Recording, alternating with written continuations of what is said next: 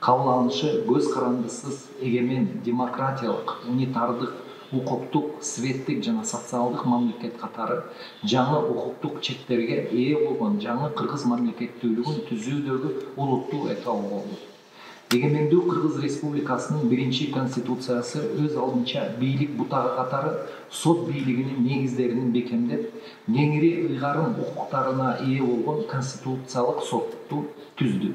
Бул кадам кыргыз элинин демократиялык өзгөртүүлөргө терең умтулуусун көрсөттү. Кыргыз Республикасынын көз карандысыздыгы, сөз эркиндиги, демократиянын жана либералдык коомдун принциптери 1993 жылкы конституциянын эң маанилүү жана чечүүчү аспектилери болуп саналат.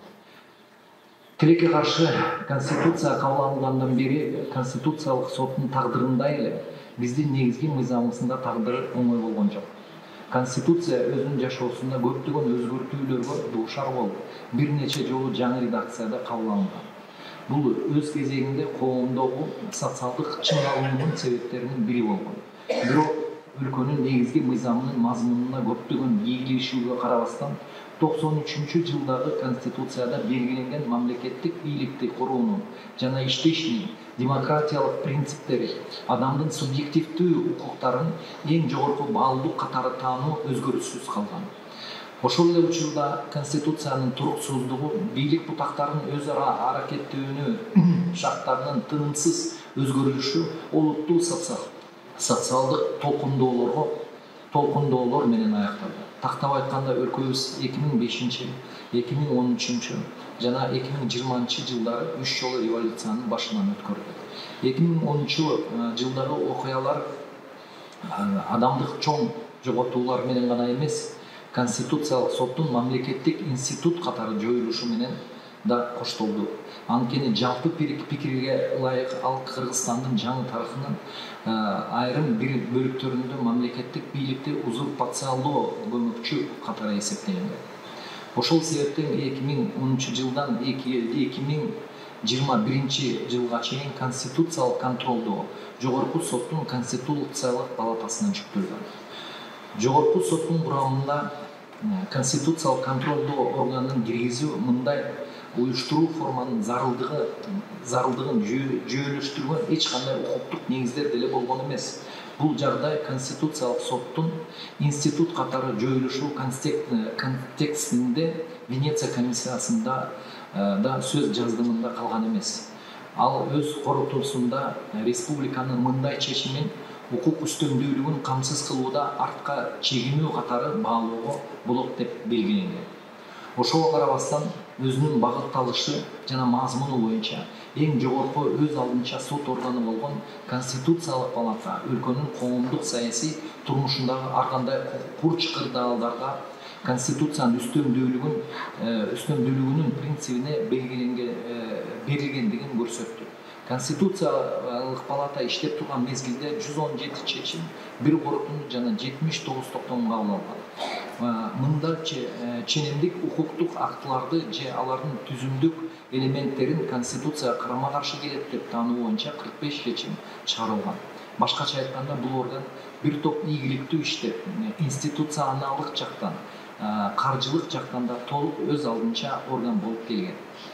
2021 жылдын 5 майындагы конституциянын жаңы редакциясына ылайык конституциялык палата конституциялык сот болуп өзгөртүлүп, муну менен статус-кво калыбына келтирилди.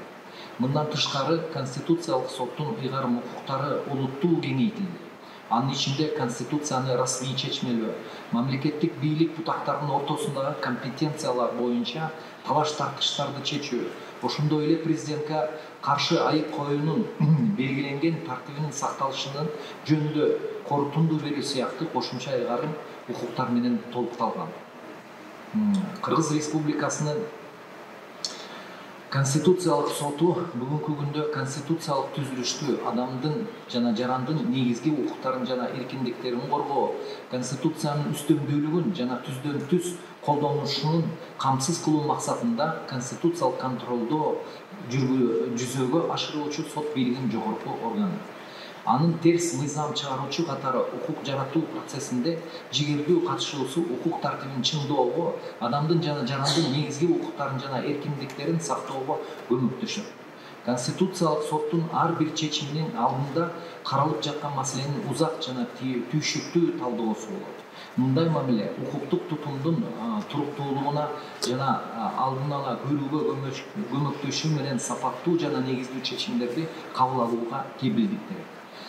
Бирок кылдат даярдалган жана негиздүү болгонуна карабастан Конституциялык соттун чечимдери көп талкууларды жаратат. Бул менин оюмча болбой койгус көрүнүш. Анткени ар бир соттун чечими медаль сыяктуу эки тарап болот. Аны колдогондорго жана каршылыштарга ээ. Ошол эле учурда талаш тартыштарды жана талкууларды мыйзамдуулуктун алкагында жана укук үстөмдүүлүк принциптерин эске алуу менен өткөрүү зарылдыгына көңүл буруу керек. Кабыл алынган сот чечимдерин урматтоо жана аткаруу укуктук мамлекеттин негизги принциптери болушу тийиш. Ушуга байланыштуу Конституциялык соттун чечимдери акыркы юридикалык күчкө ээ жана бардык тараптар үчүн милдеттүү. Бул алардын мыйзамдуулугун ырастайт жана конституциялык тартиптин туруктуулугун камсыздайт.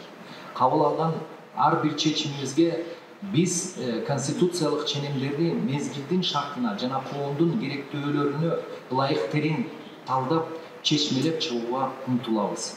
Так ушул контекстте конституциялык контроль маанилүү ролду ойнойт. Урматтуу конференциянын катышуучулары, 30 жылдык мааракесин белгилеген Кыргыз Республикасынын конституциясы укуктук демократиялык мамлекеттин негиздерин аныктаган эң маанилүү укуктук документ болуп саналат. Ал жарандардын укуктарын жана эркиндиктерин, бийликти бөлүштүрүү жана сот тутумунун көз карандысыздыгын кепилдейт. Кыргызстандын конституциясы коомдун демократияга жана укуктук мамлекетке болгон көп жылдык умтулуусунун натыйжасы жана келечекте Кыргызстандын өнүгүүсүнө негиз болуп кызмат кылууда.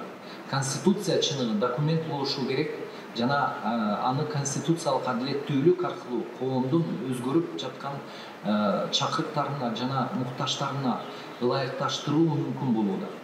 Конституцияны сактоону жана жарандардын укуктарын жана эркиндиктерин коргоону кепилдөө максатында конституциялык контролдун механизмдерин өнүктүрүүнү жана алардын натыйжалуу иштешин камсыз кылуу улантуу биз үчүн өтө маанилүү. Бул конференция биз пикирлер менен гана алмашпастан башка өлкөлөрдүн мыкты далилденген тажрыйбалары менен таанышып, конституциялык контролдоо тутумубуздун мындан да ары өнүктүрүү үчүн туура векторду иштеп чыгуу алабыз деп ишенем.